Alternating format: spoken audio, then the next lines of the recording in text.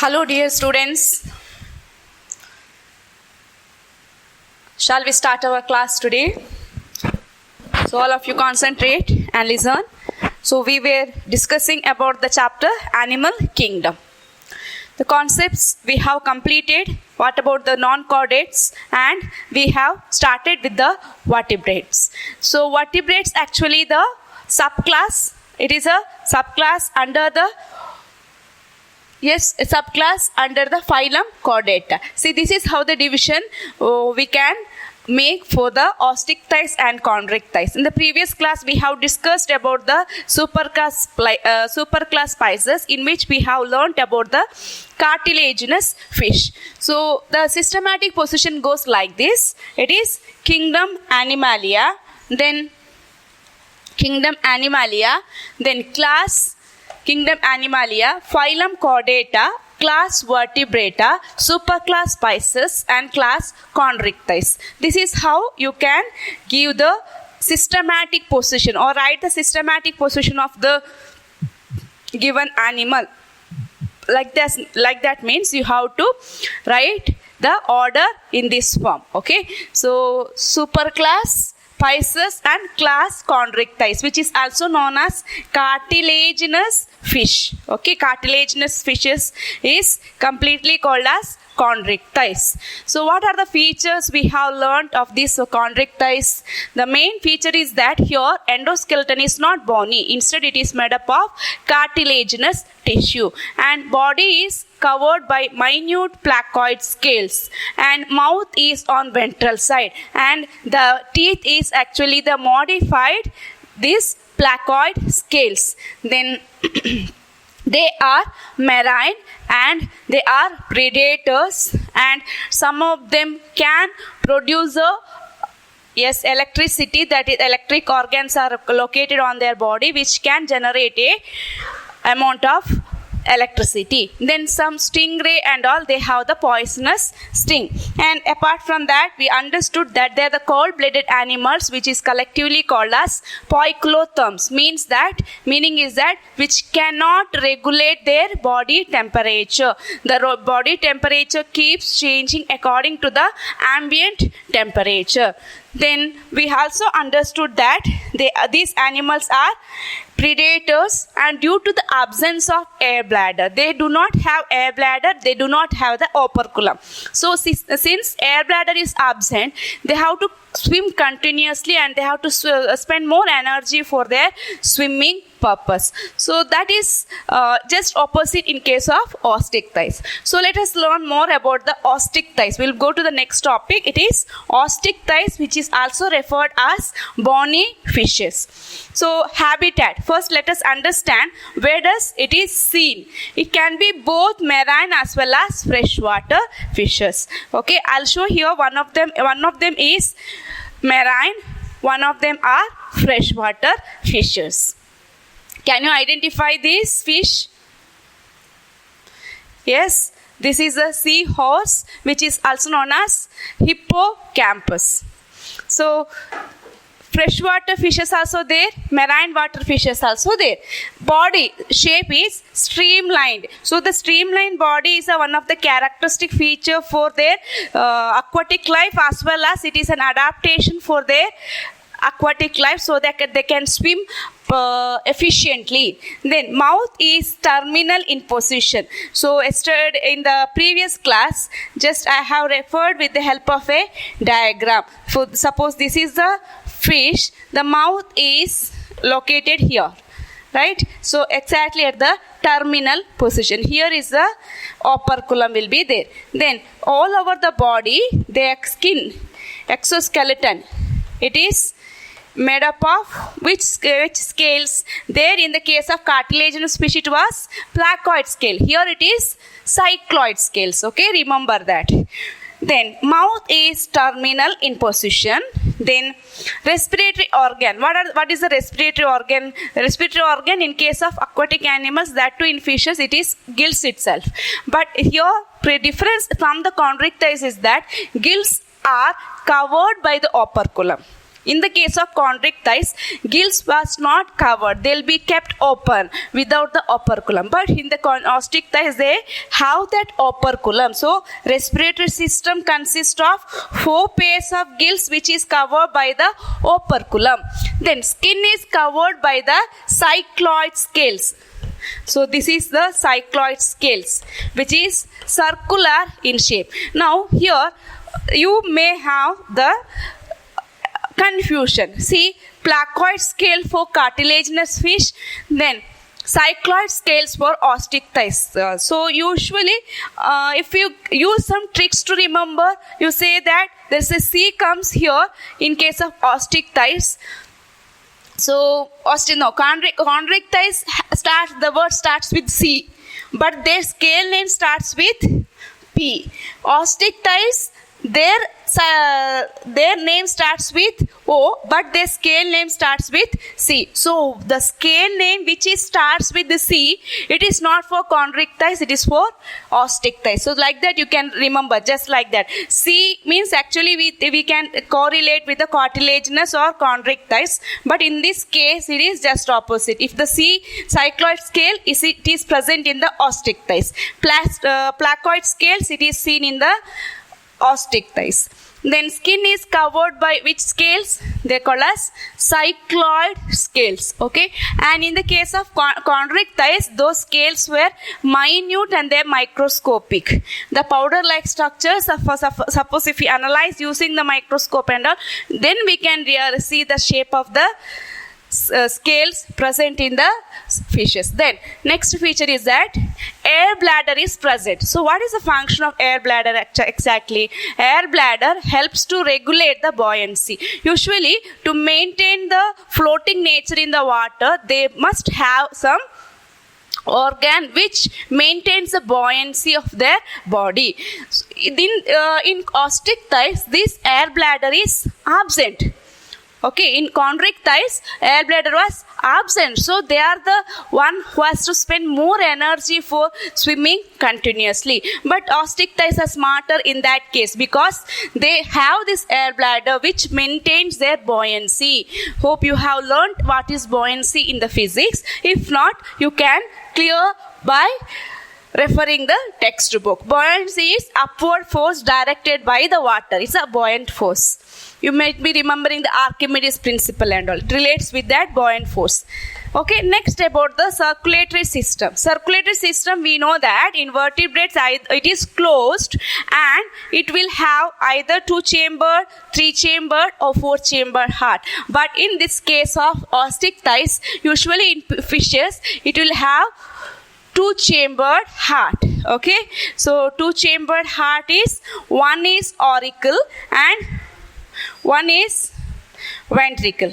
Okay, only 2 chambers are there, auricle and ventricle. So how? Auricle will be there, ventricle will be there. So this is what's the 2-chambered heart present in the case of osteichthyes. Then they are cold-blooded animals. What is another term for cold-blooded animals? Students, please give the name term for cold-blooded animals. One more term. Yes, it is poikilothermous animal. Poikilotherm.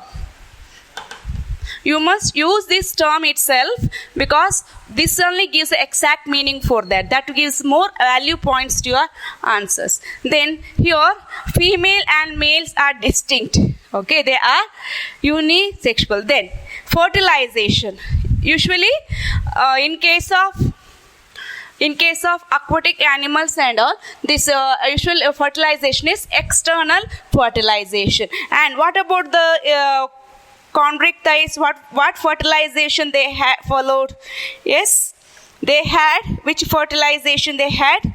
They too had the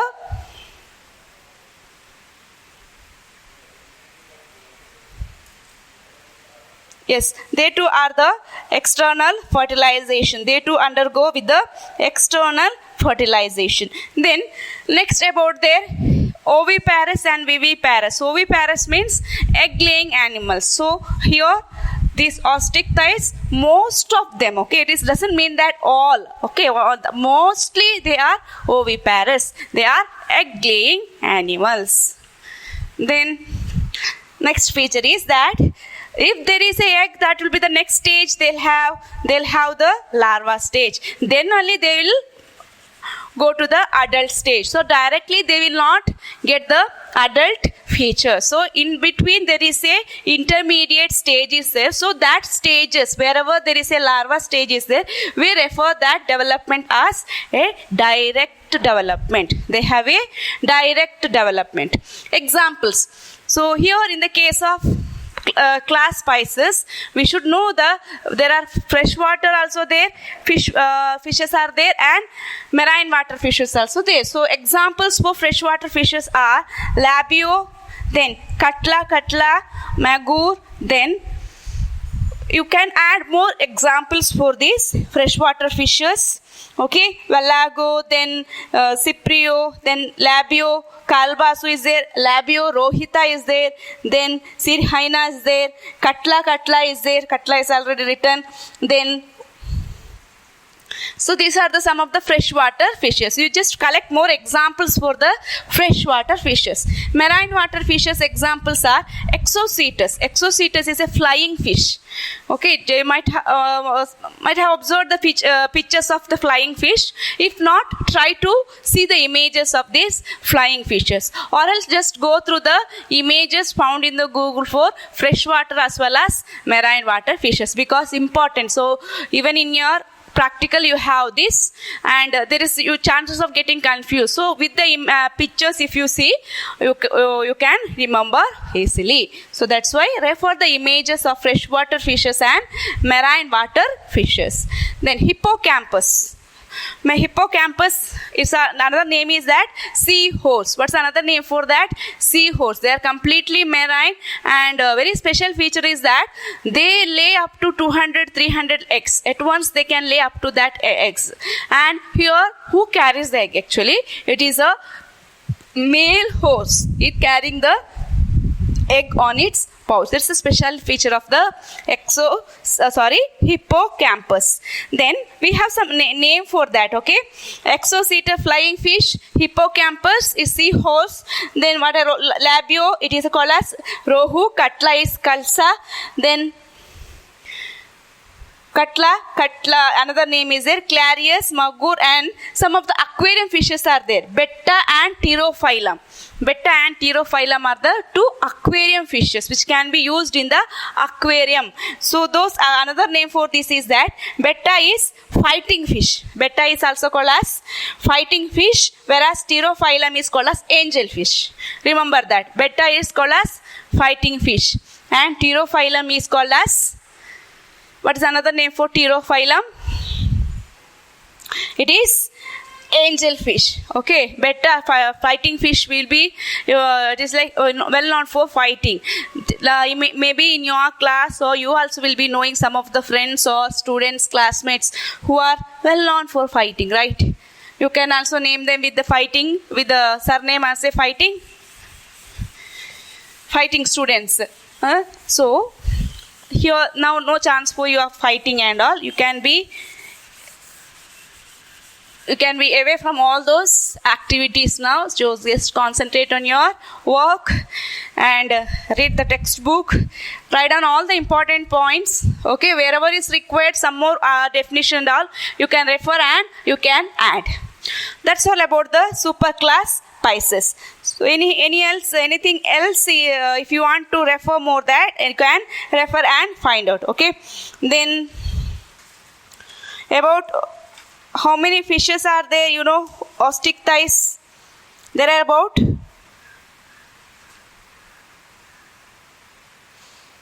find out the number of species. There are many fishes are there, living species. Among these cartilaginous fishes, there are 600 living species are there in the cartilaginous group.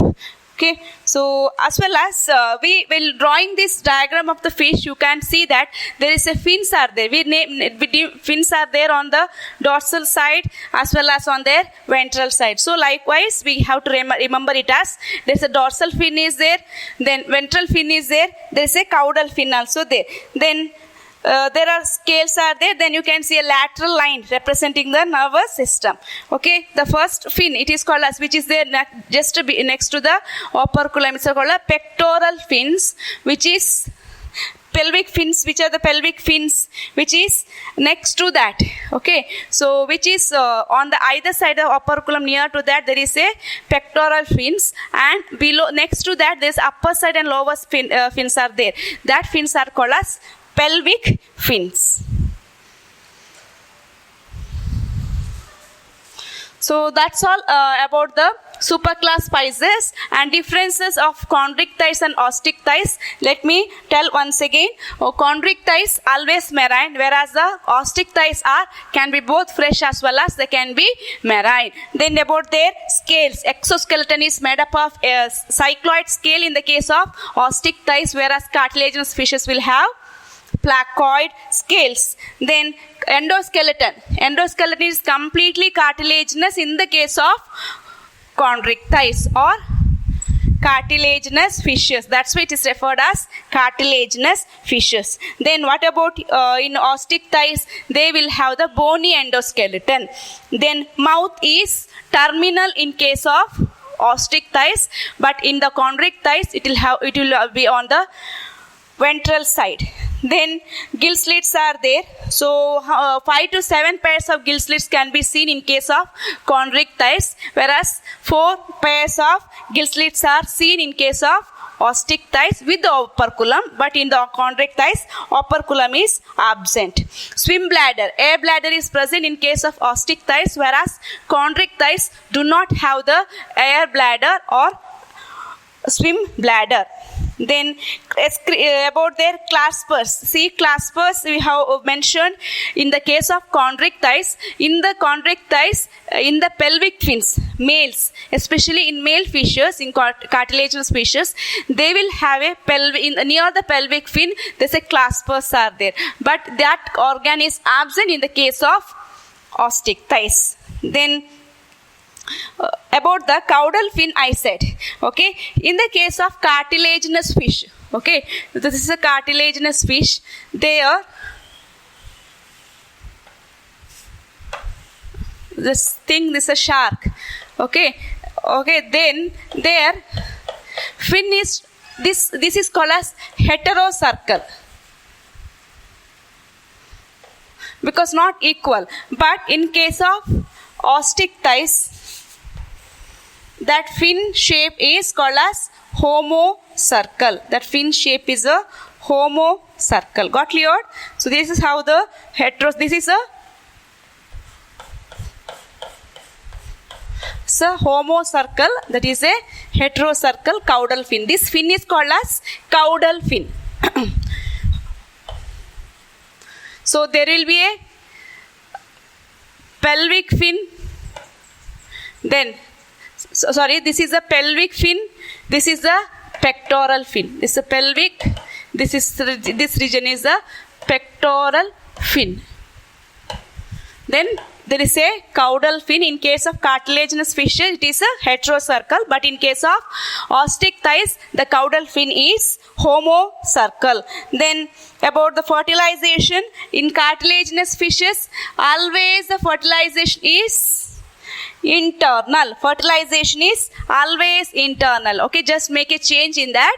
Okay, my mistake that time, I referred it as external fertilization, but in cartilaginous fishes always the fertilization will be internal, and most of them are viviparous. Okay, they are viviparous, but here they are fertilization in case of ostick thighs, it is external, and they are oviparous. Most of them are oviparous. So next class is about, what's the next class under tetrapoda? We completed Agnatha and Gnatha stomata. What is Agnatha means? Which does not have the jaw. But example for that, what we have learnt, it is Petromyzon. Under Gnathostomata, there is two subclasses are there with having the jaw, that is superclass Pisces and Tetrapoda. Then that we'll study about the amphibian, reptiles, aves and mammals. Okay. So first let us start with the class amphibians. Okay.